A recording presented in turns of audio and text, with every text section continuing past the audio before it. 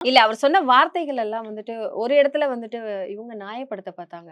யாரு? என்னன்னா வந்து அந்த வீடியோவே ஆ. கிளியரா இருக்கு. எஃப்ஜேவோட அவரு ஃபேமிலிய வந்துட்டு பத்தி ஃபேமிலிய பத்தியே சொல்லல. பேசுனது. இங்க ஆமா. இருக்க தங்கச்சிங்கள பத்தி, இங்க இருக்கிறவங்கள பத்தி தான் பேசுறாரு. அவர் வந்து கனி, ஏன் அவங்க ரம்யா நியாயம்? அப்படிதான் சொல்ல வந்தாரு.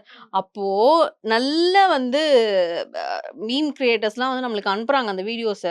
இதுல நல்லா பாருங்க. அவங்க என்ன சொல்லியிருக்காங்கன்றத பார்த்துட்டு பேசுங்க இல்ல அப்படின்ட்டு தான் எனக்கு யாருப்பா அனுப்புறாங்க. நீங்கலாம்?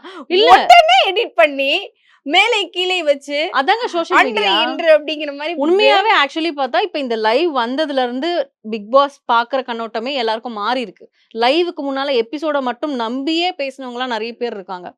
ஆமா, அப்படிதான். கரெக்ட் தான். இவர் பண்ணது கரெக்ட் தான். பாலாஜி பண்ணது கரெக்ட் தான். ரியோ பண்ணது கரெக்ட் தான். அப்படிலாம் பேசினவங்கலாம் இருக்காங்க. ஆனா, லைவ் கொண்டு வந்தது சீசன் 6ல.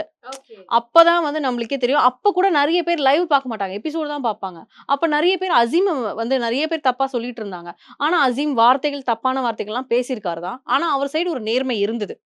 அந்த நேர்மை அந்த வீட்ல யார்கிட்டயும் இல்லன்றதுனால தான் அவர் டைட்டில் வின்னர் பண்ணாரு. இப்ப கூட என்ன திட்டுவாங்க, கழுவி ஊத்துவாங்க. "நீ என்ன அசீம்க்கு சொம்பா?" ஹே அப்படின்ட்டு. பிரியா நீ எப்படி பேசலாம் அப்படி அப்படிங்கிற மாரி.